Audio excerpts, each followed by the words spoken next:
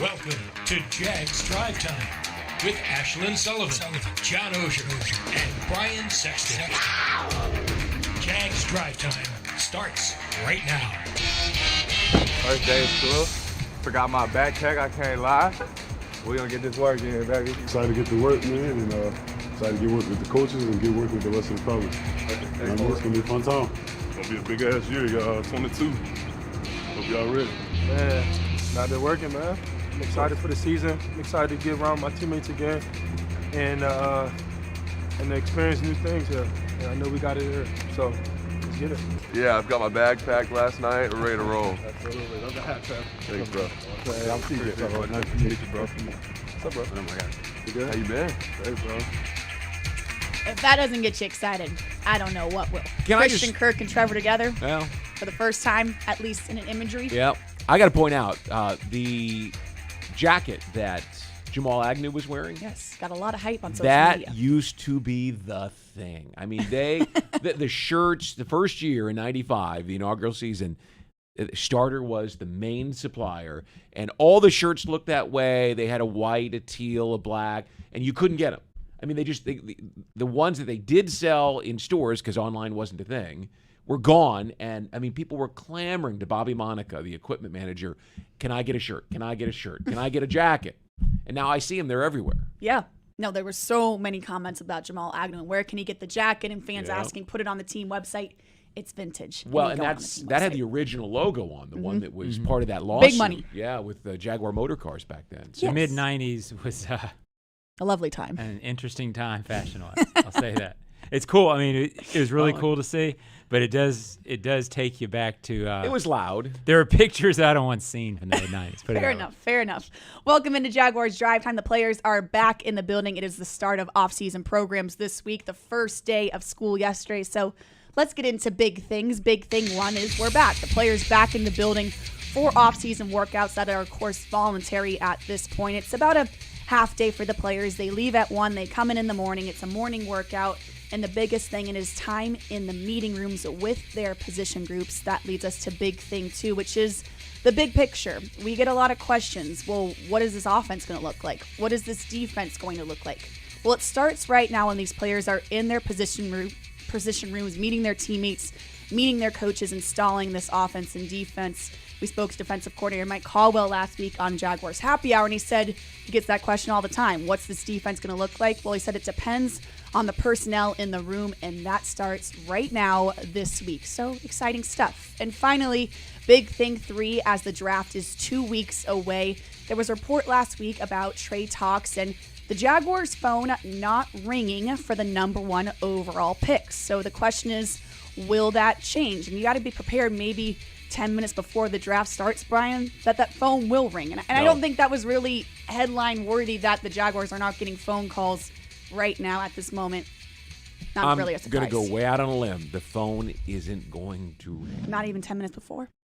Well, if you let it out there that you're willing to accept far less than the number 1 pick is normally worth, right? So in other words, you'll let someone jump from 10 to 1 and all you want is a 2? Oh, yeah, the phone will ring. Mm-hmm.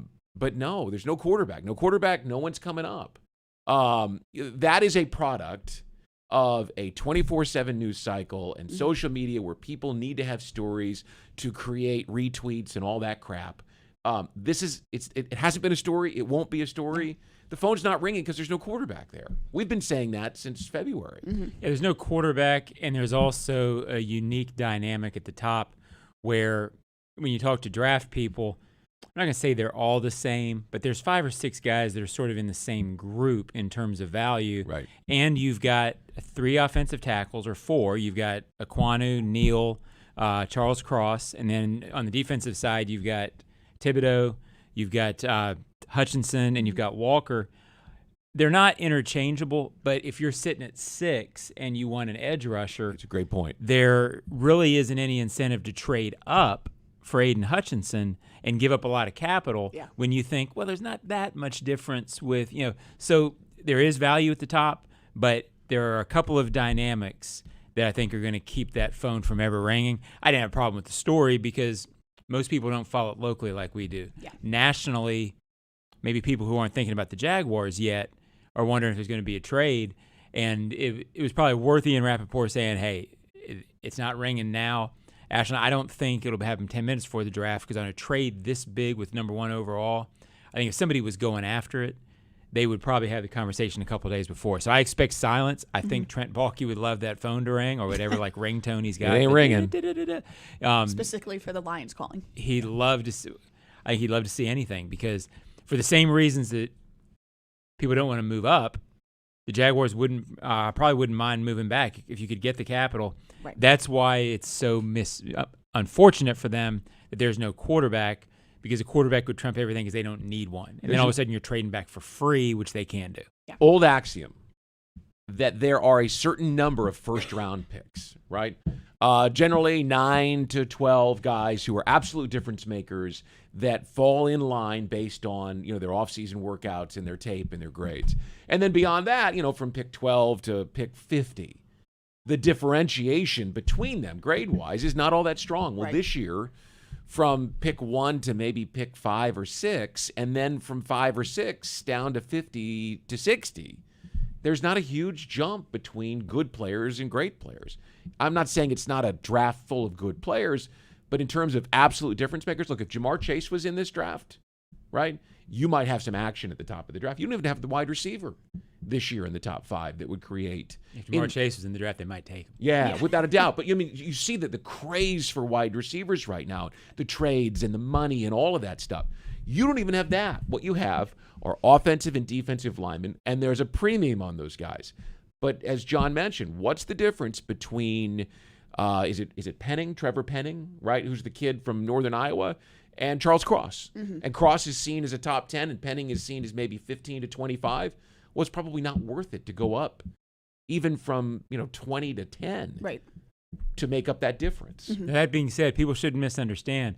This is not perceived as a bad draft. No, it's not. It is a even draft at the top. It's not a superstar draft at the top, but it's considered very, very good, maybe maybe one of the best in a long time as you continue to go through the rounds. So teams have a chance to get better. It's just there's not that star dynamic, which realistically means there's not a great quarterback. Right. And with that said, it's a great year to have 12 draft picks with all that capital in the 3rd and the 4th round. And we go to big thing two now, which is the big picture of installing this offense and defense. And we keep getting this question, well, what's it going to look like? And I thought it was refreshing last Thursday when Mike Cowell was on Happy Hour and he said, well, it depends on the personnel. And we're still figuring that out right now. It's players getting in the building, figuring it out, and those 12 draft picks will help that. But that's not new either. Yeah. I mean, with a new staff coming in with a lot of draft picks, with high draft picks in every round, they're going to take a defensive lineman somewhere, right? I mean, it's hard for him to be able to tell you exactly what he's going to do until he knows exactly what he has. And this is an overhaul in many respects of the roster,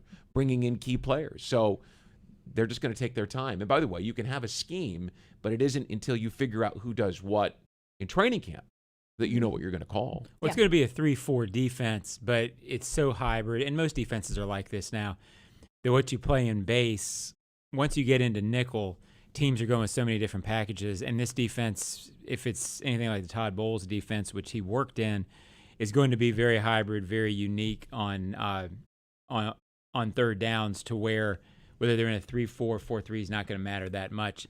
Offensively, it's going to be built around Trevor Lawrence, and Doug Peterson said at the owners' meetings a few weeks back, it's going to be based on a lot of Trevor's ability to run, his ability to throw from outside the pocket, his ability to be quarterback centric in terms of his ability to run around and make plays with his feet and make plays outside the pocket throwing the ball. So that's a little bit of a hint, but that's also what the next 12 weeks are about. Mm-hmm. And it is a hint, but it's almost like, and he would be quarterback centric anyway because he's Doug Peterson. But when you have this many questions at running back, it's a really good thing you have a quarterback right now that you can build an offense around, because right now at this point we see Travis Etienne and James Robinson in the building, but we have no idea as of right now their health status. Yeah, it's an off-season storyline, and Brian started talking about it last season. It's a topic that what they do at that position in the draft will sort of show me a little bit how they feel about these two guys' health. Let it be said, if these two guys were healthy, I don't think they would look at running back at all. You Except feel maybe good. Late. I think they like these guys. but they both had serious, knee down injuries that can dramatically affect a running back's career. We don't know yet how these specific injuries will affect these specific players, but on paper, a Lisfranc and an Achilles are worse than an ACL at this age. For a running back. So they're serious. Yeah. Right. I'd say this. James' game was never about speed anyway, so I feel like he's a guy who can bounce back and be able to play the game that he plays, right? Etienne, who the reports have been that he feels good and he's doing certain things, explosive movements and that stuff.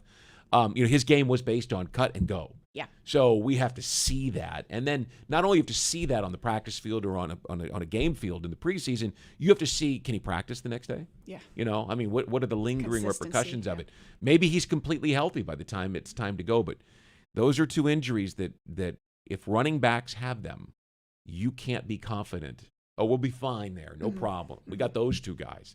You got to wait to see how they recover. Yes, lots and of let's questions. hope. Let's hope they're okay because they both seem like good kids to me. Absolutely, and that is big things. When we come back, Jaguars cornerback Tyson Campbell joins Jaguars Drive Time. Stay with us.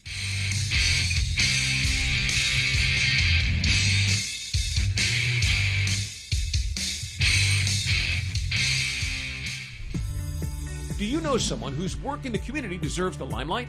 Nominate them at TIAABank.com/community champion so we can celebrate their impact on equity, education, or the environment. Each champion will enjoy a Jaguars game from VIP field seats, see their story told on the big screens, and receive $1,000 towards their cause. Nominate someone before May 6th.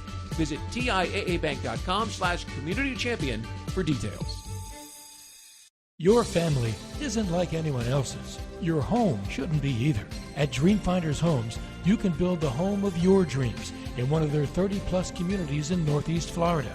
Choose from luxury single-family homes or maintenance-free townhomes from the 200s. Dreamfinders specializes in homes built to fit your lifestyle. To find out more, call 904-738-0165 or visit dreamfindershomes.com. Hi folks, Frank Frangie here to tell you where to find the most authentic Southern pit barbecue in all of Jacksonville. That's right, Bono's. For 72 years, Bono's has been smoking real pit barbecue right here on the First Coast. Smoked for hours, served in minutes, and always cut to order. You can find Bono's locations all around town and on game day at TIAA Bank Field. Bono's is the official barbecue of the Jacksonville Jaguars. If you want great barbecue, head to Bono's today. If you don't see a pit, it ain't legit.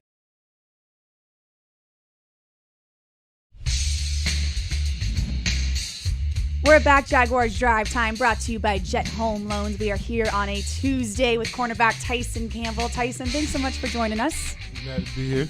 Okay, so tell us, first day back at school, very excited to be back in the building. We're so used to it being kind of quiet around here. Now everyone's back in full force. How is the excitement level? It's very exciting, seeing the new coaching staff and, meeting the new players that came on the team. So everyone's excited to get to work and excited for what we're about to do this season. So You're kind of quiet.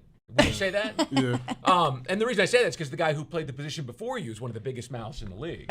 But at the end of the year last year, your play was really loud. Take us through how last season went. You started off slowly, but by the end of the year, you were as good as any rookie cornerback in football.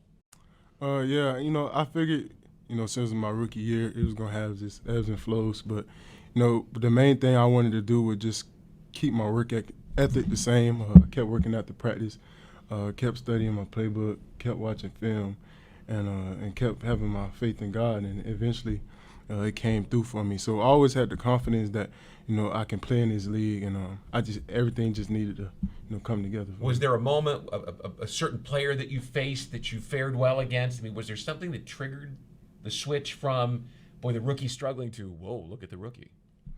I wouldn't say it was a certain player. It was just a certain game. Probably like after that Bills game, just able to see how well the defense was playing that well, and how the whole 11 guys on the field were coming together and making plays together. So that gave me that little booster that we really belong in this league, and I can help this team win. So. I don't know how much time you've had to spend with him face to face, but give me your impression so far of Doug Peterson. What is different about this guy? I can definitely tell like he's going to be a player's coach. He seems like he just wants to be involved in everything we do, whether it be coming in the locker room and talking to us, coming in the training room, coming in the weight room.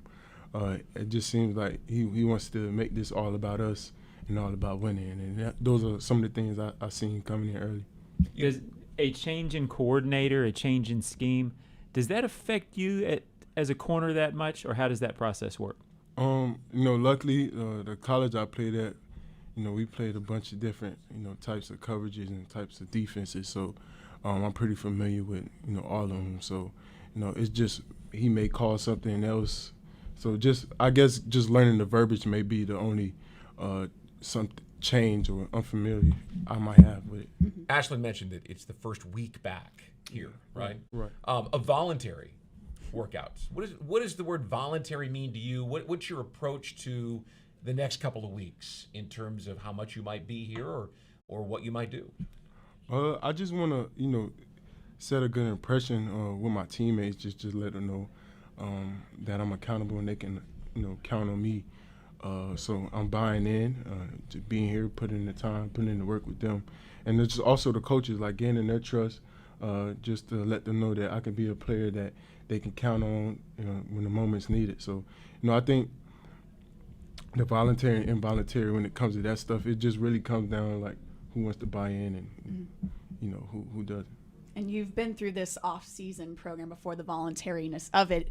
What do you get the most out of? Is it being in the locker room with your teammates again? Is it the workouts? Or I can imagine maybe the film sessions and being in a meeting room in person is really valuable? Yeah, well, now that we have a new staff, like the meeting time is very important, just learning the new defense and learning the new players that you're playing with and kind of get a feel of, how they learn and what helps them best. So I think the meeting room and also the weight room too. We got Cedric Scott, a new strength coach, so just learning his workouts and it's just good to see everybody buying in. So I can only imagine what it's like for an NFL rookie coming in with an entirely new world. Right. How much, I guess, more settled, more ready for what's coming do you feel now than you did this time a year ago? Yeah, definitely. I think that later half of the season, the game slowed down for me a lot, and I was reading things easier. I was reacting things faster. So like mentally, I just calmed down, and that just kind of make me feel like I was playing fast in the play motion type game. So it just felt good. So I think coming into next season, us finishing last season off with a win, hopefully it can carry on into a great start for the next season. What would you say was the biggest lesson? What's at the top of your to-do list? I've got to get better at this, or I've got to develop that in order to take your game where you want it to go. I just want to be consistent, be able to be, reliable and accountable at all times. Just letting my teammates know, like when they throw to that side, Tyson's gonna do what he has to do, whether it be breaking up a ball, getting an interception, making a third down stop. Just all those things I just want to do on a consistent level. And then, of course, I want to make more plays on the ball, make more tackles, cause more turnovers, force fumbles, sacks. I just want to do it all. So I want to be a guy like on the team that you be like, Tyson's going to do his thing each and every Sunday. So When you look back on last year, are there plays where you think, okay, this year I'll get that because I'm just ready, I'll be more aware, I'll know more about what's going on? Yes, definitely. Usually, as a corner, you got to have short-term memory, but after each game, you watch film and go over stuff. So, when I was watching film early in the season, so many plays that I could have missed out on. But, like you said, I definitely feel like it's some plays that I left out there, and I hope to, make those up this season. Is that hard at times? Like, we as broadcasters, it's always so funny. Like, you have to go back and watch your shows, and then you see where you messed up, and it's like, you got to, check your ego at times. Right. Is that hard to, watch and be like, oh, I messed that up, and now I got to relive it again? Yeah, it is, but, I mean, it's part of the game, and you just got to put it behind you, because if you hold on to it, then it'll maybe happen again type. So that's something I had to learn with early. Just having short-term memory. You have a bad play, on to the next play. Even if you have a good play, it's on to the next play. It's a 4-quarter game, so those are things you have to be mature with as playing defense back.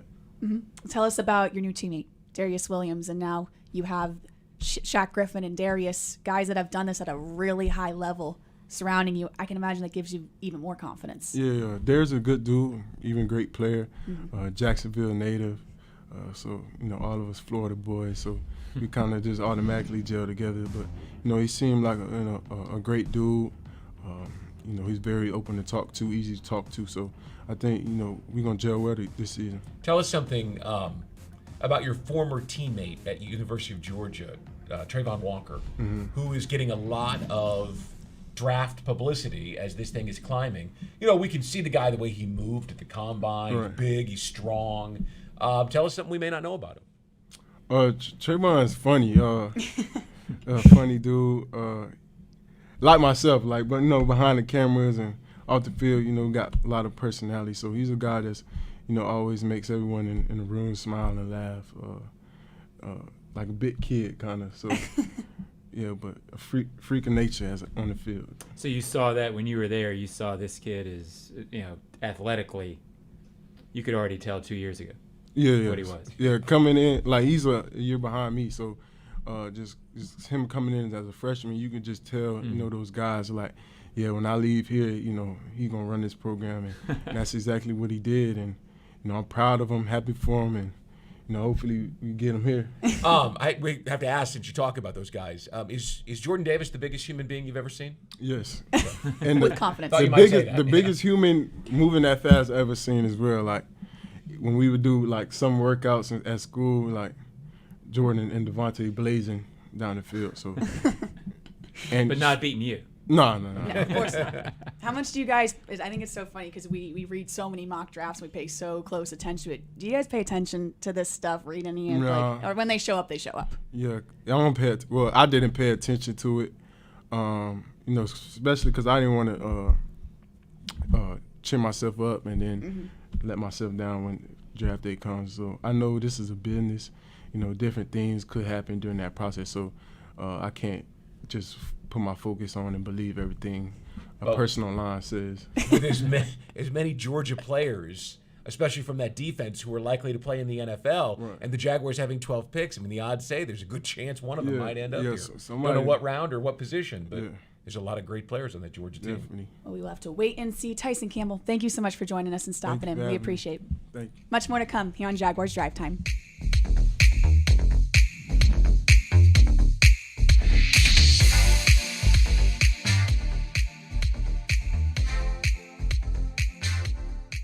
Fans like you have been told that going all out is going too far. But fans like you know better. You're the kind of fan who loves the team as much as your pet, who paints yourself for game days and dyes your pet's fur to match. You are a rare breed. You are a pet fanatic, equal parts pet obsessed and diehard sports fan. At Pet Paradise, they're crazy about pets too. The official pet care provider of the Jacksonville Jaguars. Pet Paradise. It's a new day in pet care. Your family isn't like anyone else's. Your home shouldn't be either. At Dreamfinders Homes, you can build the home of your dreams in one of their 30-plus communities in Northeast Florida. Choose from luxury single-family homes or maintenance-free townhomes from the 200s. Dreamfinders specializes in homes built to fit your lifestyle. To find out more, call 904-738-0165 or visit dreamfindershomes.com. At VyStar Credit Union, you inspire us to deliver on our promise, to do good for our members and our communities. That's why we offer more banking options, like better rates and no hidden fees. We also give back, donating several $1 million to hundreds of nonprofits each year. Better financial lives, stronger communities. VyStar Credit Union. Do good. Bank better. Visit vystarcu.org/join. Insured by NCUA. You will not believe what Daly's Place had in store for you this year. The season kicks off last week. Brothers Osborne was awesome, and rapper Little Dirt, April 19th. Coming up soon to follow are the likes of Tim McGraw, the Lumineers, Dave Matthews Band, Black Crowes, Keith Urban, and more. For a full list of shows and tickets, visit dailiesplace.com.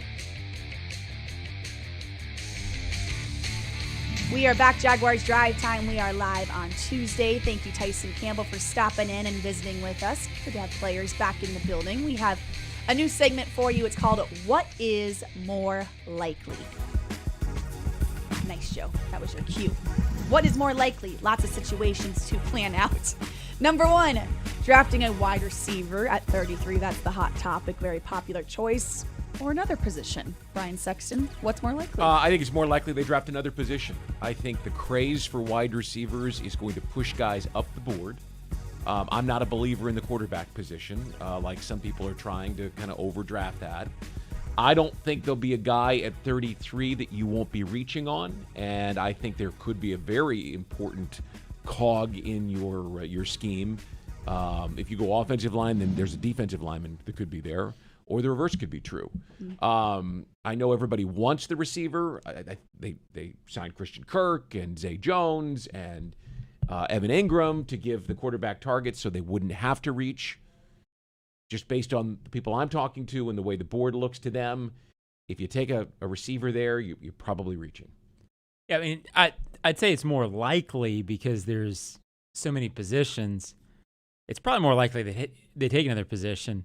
But I still think it's most likely to take wide receiver, if that makes sense. I mean, if I'm doing percentages. So you're having both the cake and you're eating I'd say it it's too. probably a 40% chance they take receiver, and everything else is below it. But, so it's – look, if the right receiver is there, I think they take him. So I'm going to say that's still the most likely position that they take. So he just makes up his own segments as he goes. I mean, you're going to see guys who are going to climb into the bottom third of that round. And the reason that I say it with such certainty is you have Kansas City and Green Bay there in the back half of that round who have traded away their top targets. And so they're going to be grabbing receivers, which is going to create a run on receiver and impact receiver. So you're going to see Christian Watson, right, who is a bottom of the second round kind of guy, but because of his measurables at 6'4" and a 4.35 40, who's going to jump up into that perhaps? Or George Pickens, who has an ACL that people are going to go, well, look, we saw what he did in the limited production last year on that national championship team. Let's go ahead and take him. Yeah. And so I just don't know that there's going to be a guy there at 33 worthy of 33. And as I've said 100 times, don't pass on a pass rusher or an offensive lineman or a linebacker because you're crazed to get a receiver. I'm going to take the question off the table and say they're not going to pick at 33 at all. They're going to trade up for a wide receiver and get involved with what you're talking about. Yeah, I could see that. And that's why the question's so tough. But whoever came up with this, good question, Schlein. Thank you. Brian. It was Brian who came up with this question. So good job, thank Schlein. him. Thank you very much. I saw a recent mock draft, and I haven't given a lot of thought about this. Linebacker at 33, Dylan Moses, was waived yesterday. We never really saw anything of him. We never saw what his potential could be. Yeah. I didn't give a lot of thought to it, but that could make sense. Well, you're seeing... Maybe, but that's high for 33 unless you think he is special. Well, that's special linebacker if talk. Maybe they'll find that. Dean slides like people think he might because of height. I mean, he's a terrific football player, right? And if there is the run on receivers, and offensive linemen in this draft, and if somebody overdrafts a quarterback or two, right, then you could see him kind of slide through. I still don't think that they can take him at 33. I think if he gets close enough and they have a grade high enough on him, they spend some of this draft capital to go get him. But if you're going to get Nakobe Dean, you're going to get a player who's an impact player, I think, right away. I love his game. All right, let's talk quarterback. What is more likely? Trevor Lawrence will throw 25 touchdowns next season or 17 interceptions. What is more likely? I'm tempted to take it off the table again and say both, but I'm just kidding. I think it's more likely that he throws 25 touchdowns than 17 picks because I don't think he's going to throw 17 picks again. I think that number will come down naturally because he's a rookie. I don't know that he actually gets to either number. It would be surprising me to see him, 22, 23 touchdowns and 11 picks. Just a much better ratio than last year. But I'll say the 25 touchdowns because I don't think that's out of the question. If he had 25 touchdowns and 17 interceptions, would you consider that a successful year? It would, to me, it would depend on the nature of the interceptions. If they were all tragic, like if they all went the other way, no. But no, I would probably want 5 fewer interceptions than that to think it was a real success. I don't know, get it below 15. I can see 25 touchdowns this year. In 17 games, I can see him taking a dramatic step forward with a professional offense there. Yeah. And Doug Peterson, working with him. They've improved at receiver. You can say they overpaid, and in free agency, you always overpay. But Christian Kirk is a step up. I think Zay Jones is an exciting step addition. Whatever they pay, that's not my concern. And that's Shad's money. Mm-hmm. They've improved there, and Evan Ingram improved there. So I think 25 is a doable number for him this year. I think 25 and 17 might be, that could be his number. 17. 17 was what he did last year, that's which one is a why game I chose it. Yeah. I'm good at math, Shalyn. 17 you are. games. And Trevor would mention many times, especially late in the year, that especially in those late games, he was trying to do too much. And a lot of times those interceptions were just trying to make something happen. And he always said, I don't care about my interception ratio, which we always appreciated, but there were many interceptions where it was just, let me see if I can do this. Right. Yeah, sometimes interceptions can be caused by game situations, just like many other stats. If you're leading, you tend not to throw as many interceptions because you're not panicking from behind. Exactly. All right, last one. We mentioned this briefly in Big Things. Travis Etienne or James Robinson will be the starting running back, or a draft pick next year. I say one of them will. The odds are one of them will be ready to go. I don't think Travis Etienne is a first down starting running back in the NFL anyway. He's more of that weapon we've talked about. But one of them should be available on opening day to be able to go for this team. Yeah. So I'll say it's more likely that one of them is in the lineup. I'll take the question off the table, because this segment pretty much just died, according to John.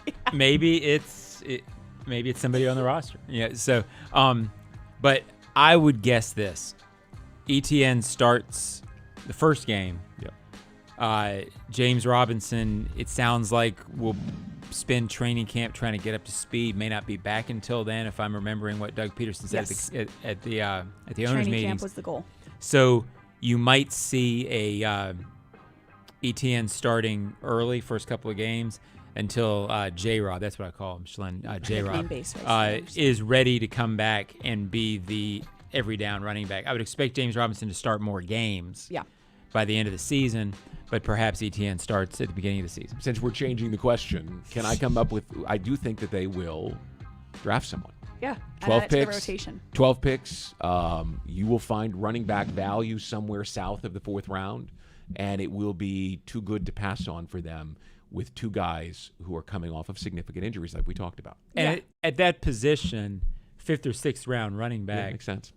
If Etienne is the weapon, so to speak, you don't have to go back in history very long to see when an undrafted free agent started running back. Well, I think James Robinson, if we were redrafting a few years ago, would probably be a 5th round back, right? Without his speed, 4th, 5th round is where he belongs. Yeah. So, go find another James Robinson. Right. Just need more bodies, especially with that's the history of the position. You can find them. Yep, absolutely. And that is what is more likely when we come back on Jaguars Drive Time. Some closing thoughts here on the Jaguars Digital Network.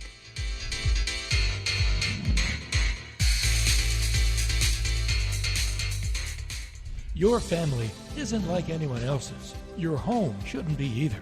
At Dreamfinders Homes, you can build the home of your dreams in one of their 30-plus communities in Northeast Florida. Choose from luxury single-family homes or maintenance-free townhomes from the 200s. Dreamfinders specializes in homes built to fit your lifestyle. To find out more, call 904-738-0165 or visit dreamfindershomes.com. Fans like you have been told that going all out is going too far. But fans like you know better. You're the kind of fan who loves the team as much as your pet, who paints yourself for game days and dyes your pet's fur to match. You are a rare breed. You are a pet fanatic, equal parts pet obsessed and diehard sports fan. At Pet Paradise, they're crazy about pets too. The official pet care provider of the Jacksonville Jaguars. Pet Paradise. It's a new day in pet care. Do you know someone whose work in the community deserves the limelight? Nominate them at TIAAbank.com/community champion so we can celebrate their impact on equity, education, or the environment. Each champion will enjoy a Jaguars game from VIP field seats, see their story told on the big screens, and receive $1,000 towards their cause. Nominate someone before May 6th. Visit TIAAbank.com/community champion for details.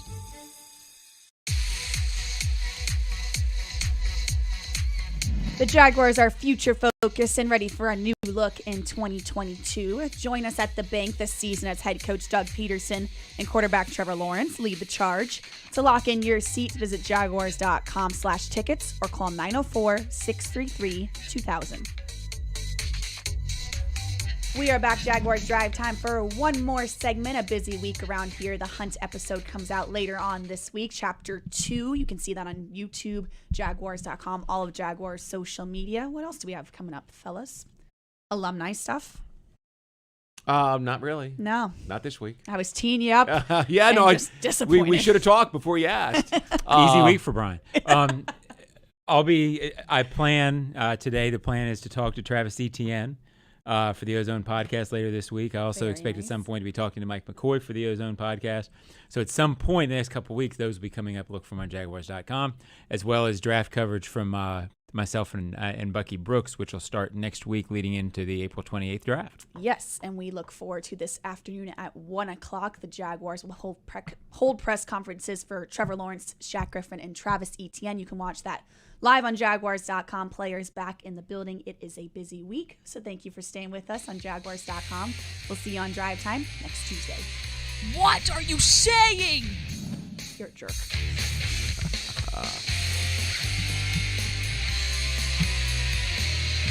Actually, a virtual NFL Legends alumni.